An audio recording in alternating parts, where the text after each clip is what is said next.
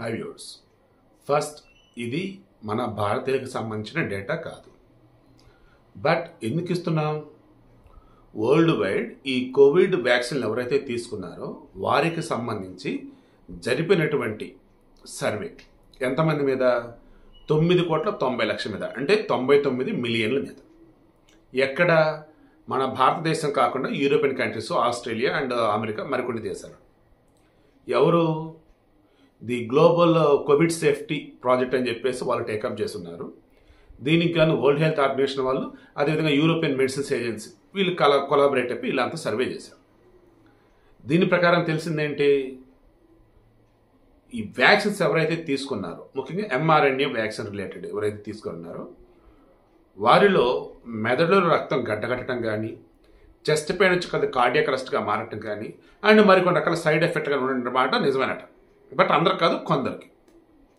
అదే ఇప్పుడు ఇందులో వాళ్ళు మెన్షన్ చేసుకుంటూ వచ్చున్నారు. అఫీషియల్గా తయారీదారులు ఎవరైతే ఉన్నారో వాళ్ళు చెప్పలేరు. సో నేనేమంటాను, మన దేశంలో ఉన్నటువంటి వాతావరణ పరిస్థితులు, మన ఫుడ్ హ్యాబిట్స్, వీటికి ఇప్పుడు మనం ఏదైతే ఇందా చెప్పుకున్నామో ఆ యూరోప్, అమెరికా, ఆస్ట్రేలియా లైక్ వీటిలో ఉన్నటువంటి ఫుడ్ హ్యాబిట్స్కి క్లైమేట్ చాలా డిఫరెన్స్ అనేది ఉంటుంది. సో మీరైతే భయపడవద్దు. దాని తాలూకు ఎవరు పెడితే వాళ్ళు యూట్యూబ్ వీడియోలో లేదన్నప్పుడు ఆ ఛానల్స్లో రేటింగ్ల కోసం భయపెడుతూ తమ్నైల్స్ పెట్టి చేస్తారో అవి చూసి మీరు ఎక్కడ భయపడతారో అని చెప్పేసి నేను అసలు వాస్తవం ఏంటి అన్నది చూడటమే నా యొక్క వీడియో యొక్క ప్రధాన ఉద్దేశం. వ్యాక్సిన్లు తీసుకున్న వారిలో సైడ్ ఎఫెక్ట్లు నిజమే, గతంతో పోల్చినప్పుడు ప్రాబ్లమ్స్ వచ్చే సంఖ్య 1.5 రెట్లు పెరిగింది. ముఖ్యంగా మెదడులో రక్తం గడ్డ కట్టడం, గుండె దగ్గర వచ్చేసి పెయిన్ రావడం అండ్ బాడీలో మరికొన్ని రకాల సైడ్ ఎఫెక్ట్స్ లాంటివి. బట్ అందులో ఎక్కడ మన భారతీయులు సింగిల్ డేటా లేదు. మన దగ్గర తీసుకొని డేటా ఒకవేళ ఎవరైనా చేసి ఉంటే, అది మన గవర్నమెంట్ అప్రూవ్ చేసి ఉంటే మనం అప్పుడు మాట్లాడుకోం. ఇది ప్రపంచ దేశాలలో చేసింది, మన దగ్గర సంబంధించి కాదు. ఒకవేళ మన దానికి సంబంధించి ఎవరన్నా మిమ్మల్ని ఏదన్నా ఇది కూడా ఆ వ్యాక్సిన్ అని అంటే కోవిషీల్డ్ గురించి చెప్పవచ్చు. కోవాక్సిన్ తీసుకున్న వాళ్ళు ఫుల్ రిలాక్స్ మోడ్లో ఉండండి. కోవిషీల్డ్ తీసుకున్న వాళ్ళు కూడా ఎట్టి పట్ల మీరు చిన్న ఇబ్బంది కూడా పడవద్దు, భయపడవద్దు అస్సలు. ఓకేనా? మనది క్లైమేట్ వేరు, మిగతా ప్రపంచ దేశాల క్లైమేట్ వేరు, మన ఫుడ్ హ్యాబిట్స్ మిగతా వేరు. నేను గతంలో చెప్తున్నట్టుగానే సార్బిట్రేట్ 5 mg ట్యాబ్లెట్ మీ దగ్గర పెట్టుకోండి, ఏం పర్లేదు. ఇంతకుముందు హార్ట్ పెయిన్ ఉన్న వాళ్ళు పెట్టుకుని, ఇప్పుడు అందరూ పెట్టుకోక తప్పదు. 2 ట్యాబ్లెట్లు మీ దగ్గర పెట్టుకోండి. మీకు చెస్ట్ పెయిన్ లాగా అనిపిస్తూ ఉన్నా, బాగా వికారంగా, అలసటగా, కళ్ళు తిరుగుతున్నట్టుగా, అనీజీగా, బ్రీతింగ్ ప్రాబ్లం లైక్ ఇవన్నీ కనుక ఉంటూ ఉంటే జస్ట్ ఆ ట్యాబ్లెట్ ఓపెన్ చేసి ఇక్కడ నాలుగు కింద పెట్టుకోండి. ఓకేనా? కాసేపు రిలీఫ్ అయిపోతారు. అప్పటికి చెమటలు పట్టేసి ఇంకా ఇబ్బందిగా ఉందంటే ఇమీడియట్ డాక్టర్ కలిసేసేయండి.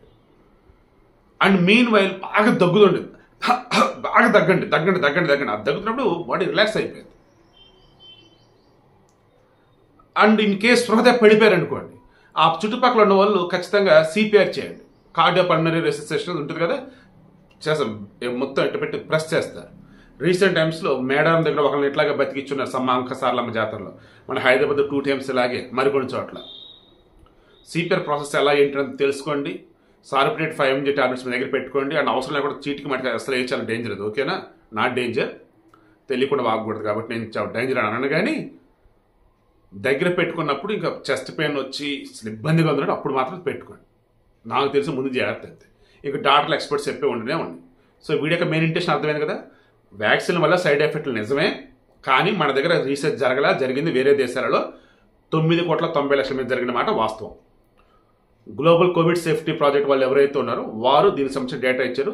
ఆ తయారీదారులు, వ్యాక్సిన్ తయారీదారులు ఎవరైతే ఉన్నారో ఇంతవరకు ఒక్కరు కూడా అవును మా వ్యాక్సిన్లో సైడ్ ఎఫెక్ట్లు అనేది ఒక్కడ కూడా చెప్పరు కూడా.